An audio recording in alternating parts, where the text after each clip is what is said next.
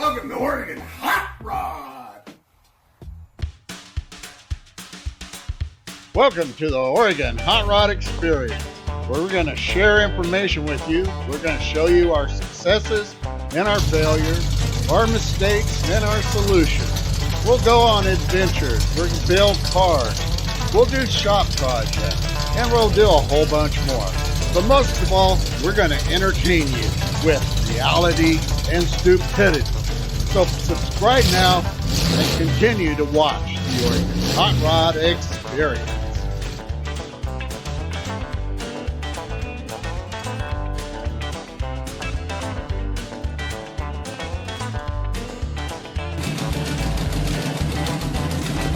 Smash that like button and subscribe now. Yeah, subscribe now.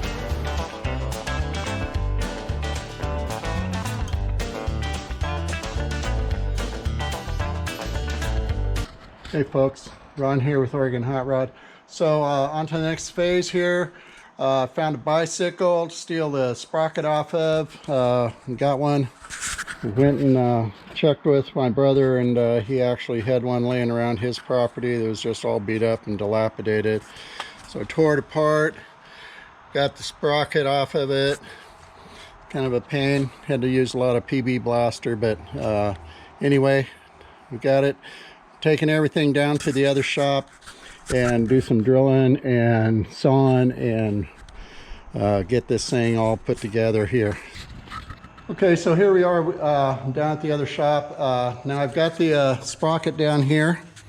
So you can see what was nice about this sprocket is the center hole here was exactly the same size as the shaft size on the turning arm. Now I've got the turning arm set up here in the powered hacksaw. I'm going to cut it off, and then I'm going to use just this portion of the handle to attach to the sprocket, and then I can put it all together. So we're going to get started on this. I'm going to hack this off, and we'll get going here. Turn this baby on. There we go.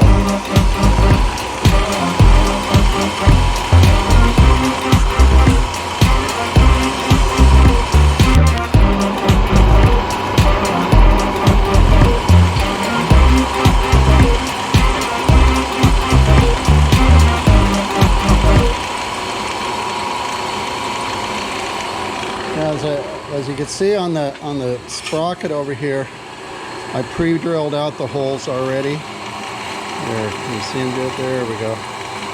So once I get the sprocket, get the hub cut off here, then I'm going to line up everything. Then I'll drill and I'll tap into the hub piece. There she goes. All right, here we go. Alright, and there's the hub all cut off. Take her down to the grinder her up smooth, and get some holes drilled in here. And so, I'm probably just going to drill the holes right now. Alright, I'm going to take a break here, get all this set up, and then see you back in a few minutes.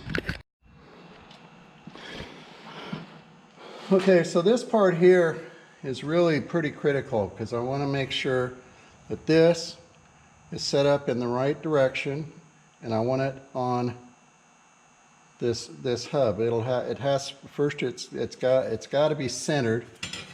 Then also the holes, since this is tapered, have to be on this long side. Now there's a couple different ways I've thought about doing this. I can turn this thing around and mount it on the shaft in this direction. That means I have to turn the gear in this direction when mounting it onto the shaft, or I can mount it in this direction with the shaft on the outside here. I like to have this protective plate towards the outside, so when I put my shroud on it here. It kind of keeps it protected. So I'm going to have to take a minute here, think this over, go back down, set it on the machine, and see which way actually works the best. So I'll be back in a minute.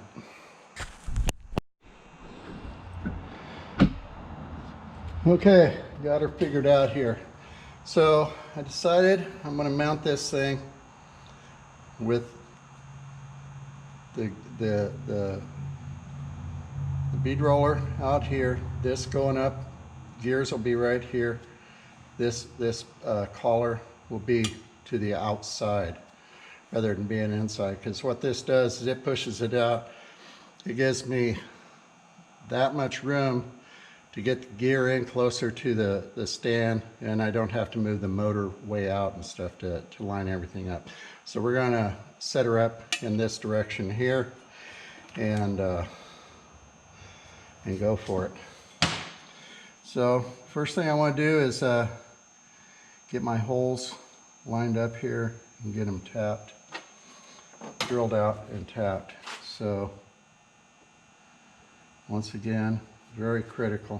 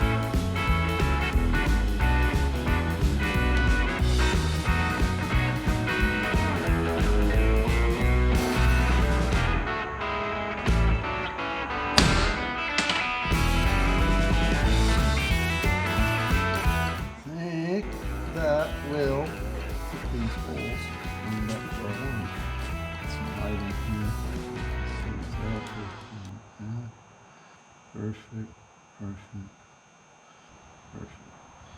Okay. Next step, get this thing all drilled out here.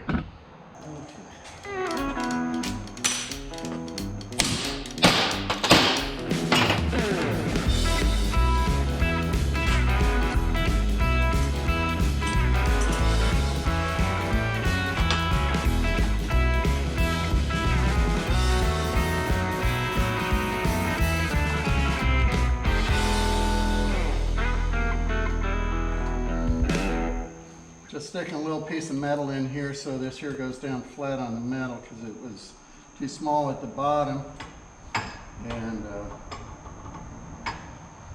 was causing problems.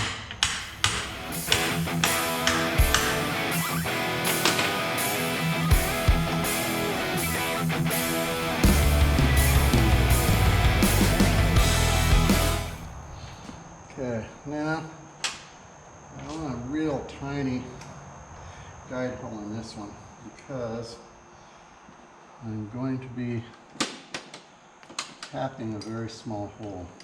So I think we're going to go right here. I think about the biggest bolt I could put in here is about a quarter inch bolt. So I'm going to be careful and not get too carried away here. Well, there's got to be at least one or two of you that's in love with my old drill here. I bought this at a garage sale for like 75 bucks, and the thing must be damn near 100 years old. So you know it's a damn good drill.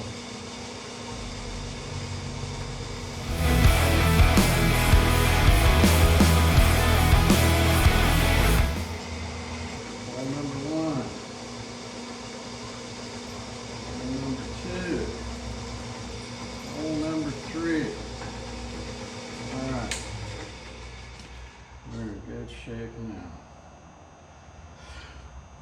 Okay. Next issue is finding a tap and a drill bit and get this drilled out and tapped to the size that we want.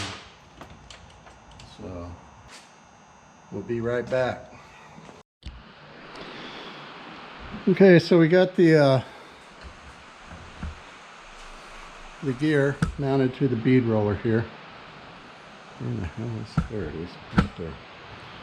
So as you can see right in here, you can see that the bolts are just leaning right up against the bead roller there, right up against gear.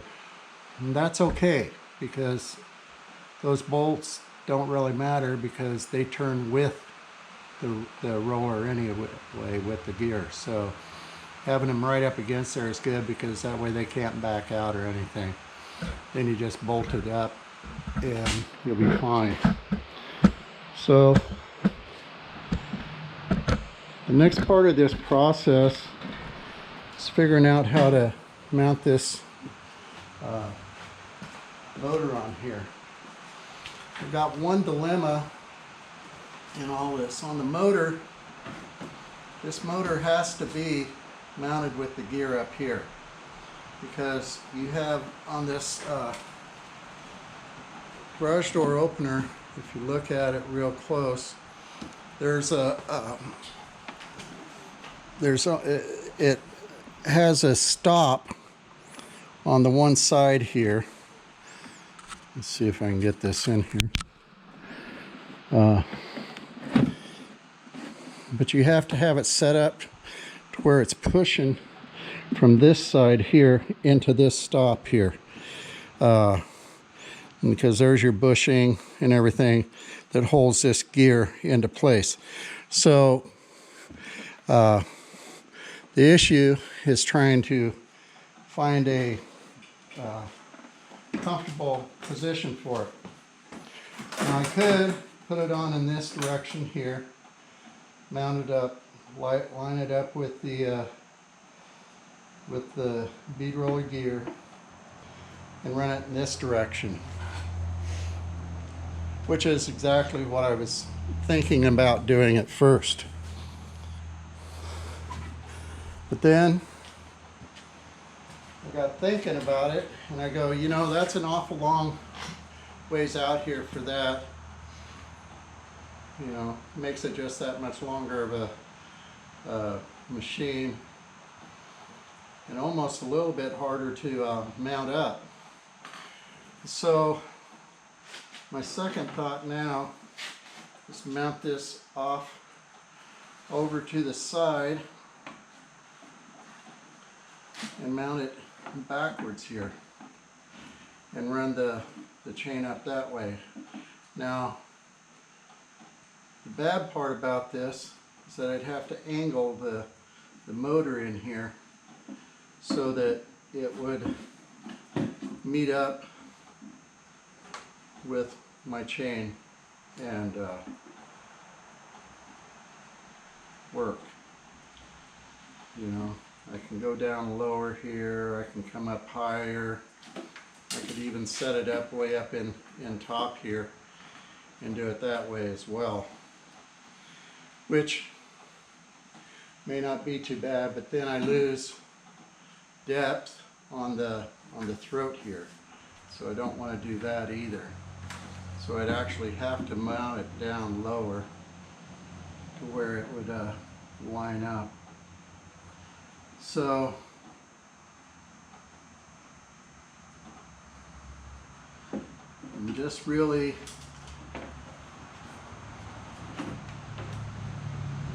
the more I look at this direction here, the more it makes sense, because I actually have a natural guard going here, and all I have to do is really put a guard up over the top here to protect this, and the way it's set up, I almost don't even have to do that, because I got a guard here to keep things from getting into the chain, and it's just a matter of deciding where's the best place to mount this and the best way to mount it. Now I've got some materials here that I can use. A piece of angle here that would work real well to get this lined up. And the nice thing about this motor is that garage doors, when you install them, they all come with these elongated holes in here, you know, for I think it's a 3/8 bolt that you can run through here. So basically all I really have to do is just drill a couple holes within the perimeter of where those holes are, and I could pretty much mount this right to this angle iron. Then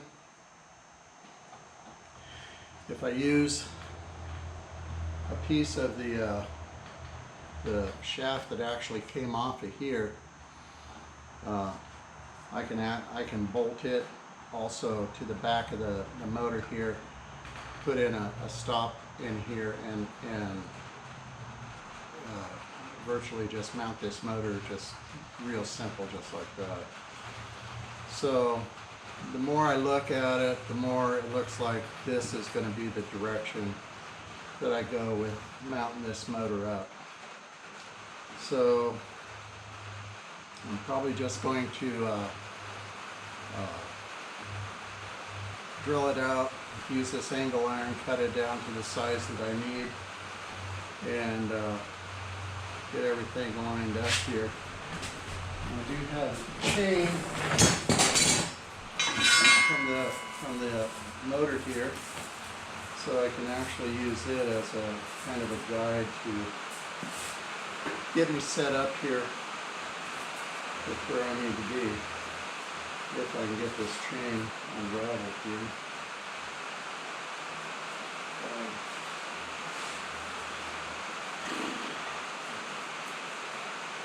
First part about it is I haven't broken this chain yet. I haven't done the chain break on it. I'm going to have to do that, and so that I'm able to build a chain anyway. And so that'll be another determining factor on where I actually set this motor up at. So this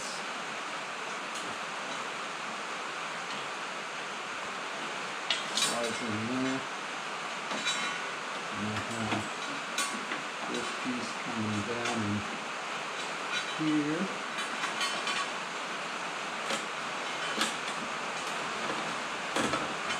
And bam, it pretty much gives me an idea of where this thing needs to be. That might be a little bit too far out. That looks like a little bit closer in.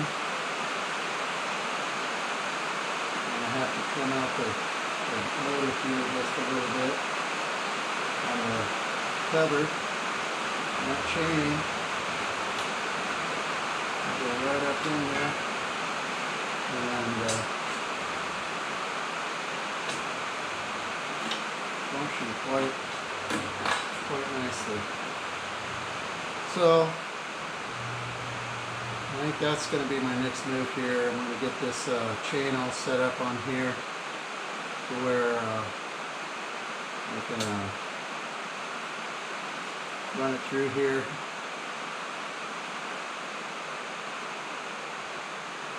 Put a link in it and see what happens. Alright. I'll get back to you in a little bit here after I get the chain busted down. Pull me a length out of here, and we can start getting this thing set up.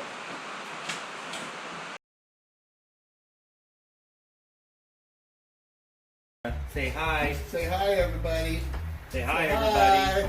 Say Anyway, keep watching, learn a couple of things, watch us tear some shit up, or stuff up, excuse me, and smash that like button and subscribe now.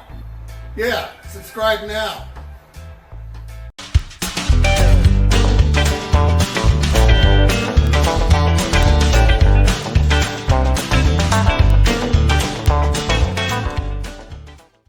Like organhotrod.com. And for years, Bitch. we didn't know what had happened because they still